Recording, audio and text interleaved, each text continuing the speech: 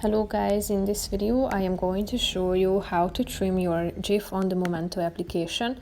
But first I just want to mention, don't forget to subscribe to my channel because at 10,000 subscribers I am going to show you my whole YouTube revenue statistics and growth strategy, how to make money online. So let's jump into it. First of all, open the application on your phone. After that, select a picture you would like to edit. Tap on it and click on the trim button down below, which is the fourth option. Here you can trim it by tapping on one of the sides and just place it within the relevant place, whether you want to cut out a few clips.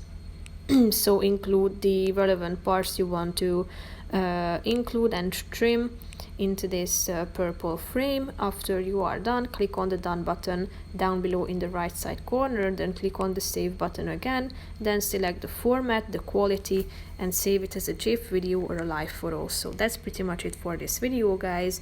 See you in the next one. Bye bye.